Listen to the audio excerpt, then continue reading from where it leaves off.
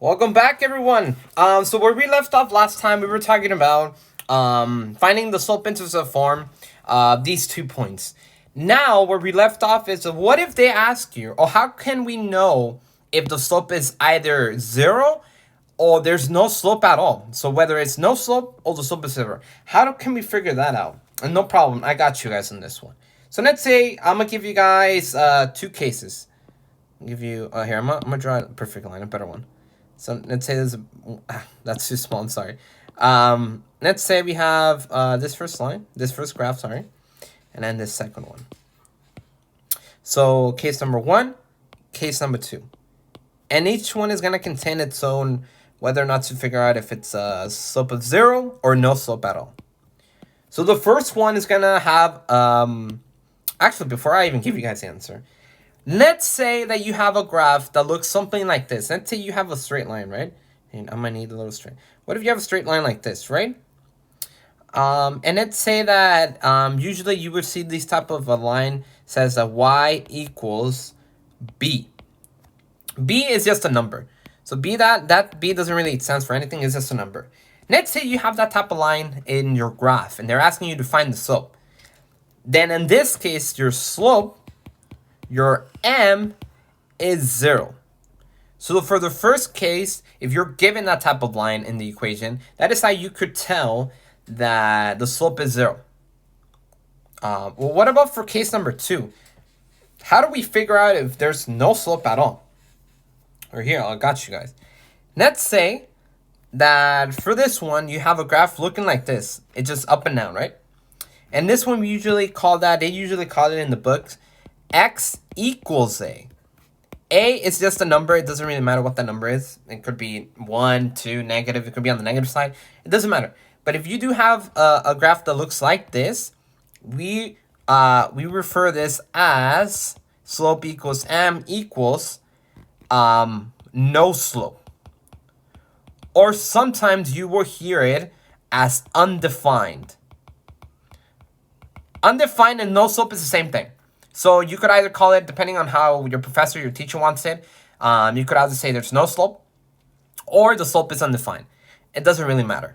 But these are the two cases whether there is the slope is 0, which we have here, or the slope is undefined and there's no slope at all. Is by having these two type of diagrams in there. Yeah, so hopefully that helped. Now we're going to go on the next section. The next section, the subsection for 1.3, we're going to be talking about the general equation of a line, which is the next step. There is a general equation for it, and the linear equation for this, and like I said, I hope you guys write this down, is ax plus by plus c equals, ooh, that is an equal sign. It's plus c equals 0. What does a, b, and c stand for? A, b, and c are just constant numbers. A, b, and c, they're just constant numbers. But here's the thing, there's a rule for it. There's always rules when it comes to math. But there's a rule for it. A and b cannot be 0 or can't be 0. And the reason why is that if one or both of them are 0, there's no equation. You cannot have a 0x plus 0y plus c equals 0, because then you'll have a constant with no variable equals 0, which in mathematics that's not a valid statement, you know. So that equation, you might be asked on problems like, hey, find the general equation of the line. Not the slope-intercept form, not the point slope, but the general equation, which is how they want it in this form, the ax plus by plus c equals 0. Yeah, so let me give you an example. So for example 1, I want you to find the general equation, so I'm going to abbreviate it. For the point 1, negative 3, with the slope, what is it, negative 1/2. Okay, we have a point and we have a slope, so we are able to kind of, remember, we want it in the general equation. And we know that the general equation is ax plus by plus c equals 0. So we want it in this form. We do have the pieces to figure that out by using the point slope form. Like I said, the point slope form is really important because it helps us out in many cases like this. So again, it's y minus y1 equals m x minus x1, and we just plug in everything. So here we know that our point is, what is it, negative 3, and then our slope is negative 1/2. Now, so we just plug them in. So it's y minus 3 equals negative 1/2 x minus 1. Yeah, so we distribute. So we get y plus 3 equals negative 1/2 x plus 1/2. We subtract the 3, which we get y equals negative 1/2 x plus 1/2 minus 3. And again, we find the LCD, which in this case is 2. So then we get, I'm going to put it on the next page, y equals, actually, we could still do it actually this way. Y equals negative 1/2 x plus 1/2 minus 6 over 2. Because remember, the LC in this case would be 2 over 2, since we're multiplying that for 3. Yeah, so then we have y equals negative 1/2 x. I know we write it better. Y equals negative 1/2 x plus negative 5 over 2. But here's the thing. This is not our final answer. No, we want it in the general equation. So it has to equal to 0. So we bring whatever that is to the left-hand side. What I mean by that is y equals negative 1/2 x plus negative 5/2. So we're going to bring all that to the left-hand side by doing this. You're going to add the 1/2 x to the right-hand side. So we get y plus 1/2 x equals negative 5/2. And then we add the 5/2 to the right-hand side as well. Because remember, when it comes to general equation, we must have it equal to 0. So then we end up getting y plus 1/2 x plus 5/2 equals 0. Now that we have it in our general equation, that is our final answer for this problem. Because remember, general equation is ax plus by plus c equals 0. And we do have it here. This is ax, and then this is by, and then this is c. It doesn't really matter how the order is. And the reason why it doesn't matter because they're adding each other. It doesn't matter how order it is, as long as when it comes to the rules of arithmetic, the order doesn't matter, which is fine. But yeah, I do have something to show you guys when it comes to this. I do want to let you guys know that when it comes to the general equation, oh my god, my writing is so bad. Hold on. This is supposed to be an E. Yeah, when it comes to the general equation, I'm gonna write 2 arrows like this, meaning you could go back and forth. The point slope form.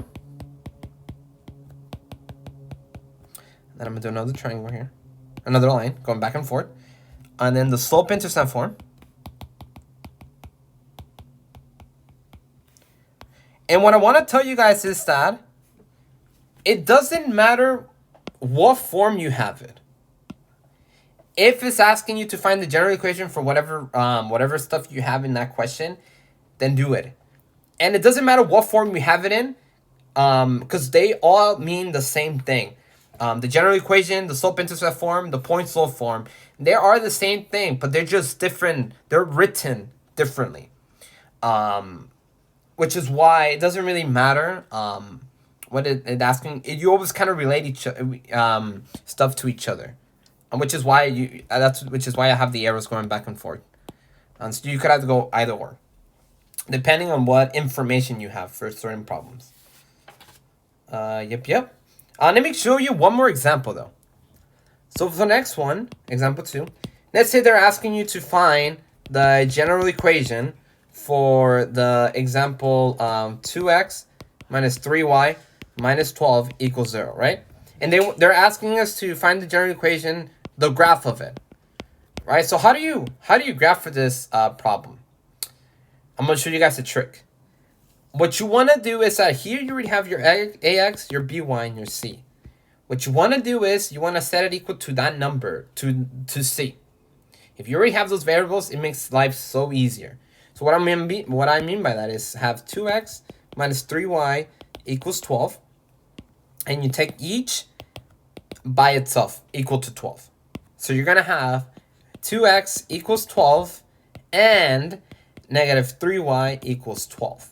So here x would be 6, and here y would be, oh, here, let me show you guys the step.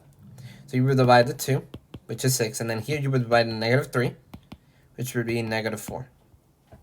So now when it comes to a graph, this, remember, it turns into a 6, 0. That's a point, and this turns into a 0, 4, negative 4. And like I said, we talked about this in the previous videos, so if you don't know what I'm talking about, do look at those videos beforehand. So yeah, we're going to be using these 2 points, and we plot them in the graph.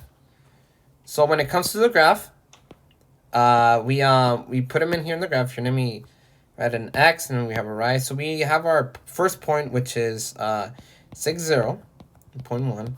And then 0.2, we have 0, negative 4. So 0.1 is, 1, 2, 3, 4, 5, 6, 7, 6, 5, 4, 3, 2, 1. 1, 2, 3, 4, negative 4, negative 5, negative 6. Yeah, so we have for 0.1, we have 6, 0, which is right here. And then 0.2, 0, negative 4, which is right here. So by doing that, we just equal them to each other.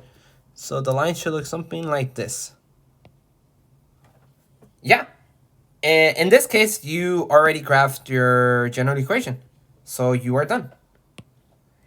Yeah, so that's a little trick that I've learned throughout the courses, throughout doing a lot of these type of problems, is that if you're able to have it in the simplest ways like this, you are able to solve the equation way better and more efficiently and more smarter, you know.